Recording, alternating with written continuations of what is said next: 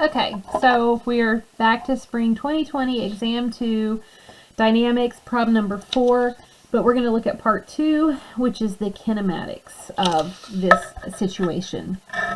So I have a height here of 14, and I'm just going to draw like a vector at this point, okay? And I have, basically, I have the box that's coming off, and we found that that box had a velocity. Okay, I'm going to have to go back and find my work now. A velocity of 15.76 meters per second. And it's going to come off the ramp, and it's going to reach an apex at some point, and it's going to then come back to the ground, and its velocity is going to be coming in this direction. So I know that velocity x of getting started is 15.76 cosine 20, and the y is 15.76 sine 20. I also know that ending, this final, is going to be 15.76 cosine 20. That's the value. I'm not saying this is 20, but it's going to have the same value. Vx equals Vx. Okay. Now, as far as Vy, I don't know, because it's coming. They're not landing at the same space. So this y is a positive vector going up. This y is a negative vector coming down because we reached the top. And remember, right here at the apex, we are only going forwards. So right here, our velocity in the y direction is 0. And that's how we can find where the apex is and calculate the height, because I know my forward is still going to be that velocity x, but my up and down, that velocity up and down is 0. Okay? So I want to do a bunch of this. I want to find the distance r to where we hit the ground, the magnitude and direction of the velocity as we hit the ground, the time it takes for the box to hit the ground. And this may have been a little bit difficult of a problem for an exam. It may have had some substitutions, but we'll take care of that. So I'm going to start with over here my initial. And with my initial, I have a Vx of 15.76 times cosine 25. I have a Vy of 15.76 sine 20. I don't know where I have been having issues with like numbers. Okay, so that's my initial. I know that my gravity in the y direction, if I'm looking at meters, is going to be 9.81. And I know that this is my gravity in the y. I know that my gravity in the x direction is 0. There's nothing stopping it from going forwards. Okay? When I look at my coordinates here, okay, here's my coordinates. I have my x initial position is 0, and my y initial position is 14. Okay? So now let's look at final. And it's going to take some time to get here. So Vx still has to be 15.76 cosine 20. That doesn't mean this angle is 20. It just means the value of this vector is that value. Vy, I have no idea. X equals, I don't know. That's part of what I have to find, but I know that y equals 0. So these are what I have to be given. And I have to remember that I have to break everything into x and y for my equations. So when we look at v equals v naught plus at, okay, we have no acceleration in that x direction, and that's how I know that my final and initial velocities in the x direction have to be the same value. And then I have that s equals s naught plus v naught t plus 1/2 at squared, and acceleration is, again, 0. Okay, and then I have v squared equals v naught plus 2a, well, again, a is 0. So all this v squared equals v squared is telling me that v equals v.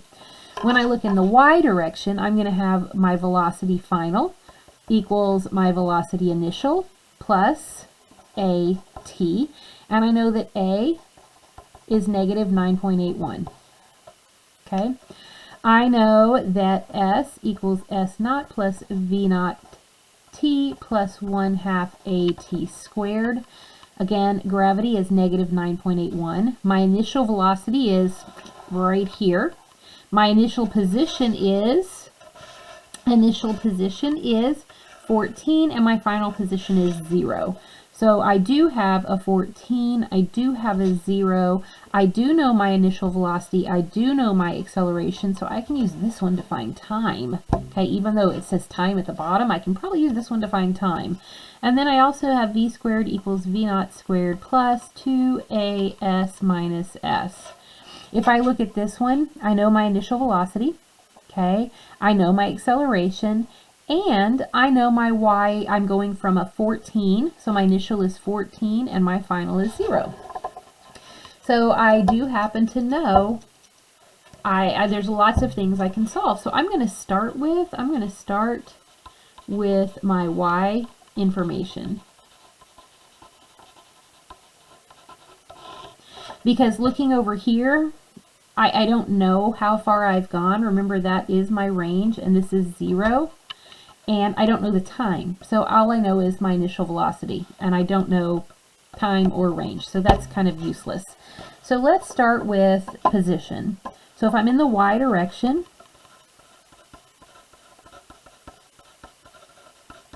okay, I know that I end up at 0. Okay, that's my y is 0. So we're looking in the y direction.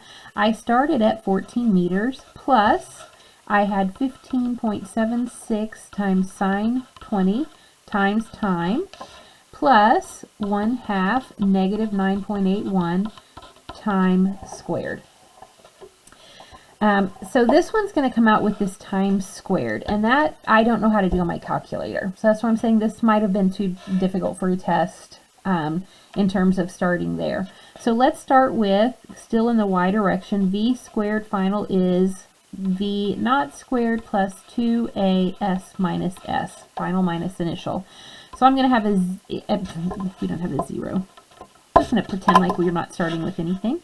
15.76 sine 20 squared, okay, plus 2 times negative 9.81, because we're calling up positive. And then I have final minus initial, 0 minus 14. Okay, so v squared equals 15.76, enter 20 sine times squared, 2 enter 9.81, change signs times 14, change signs times, okay, plus square root.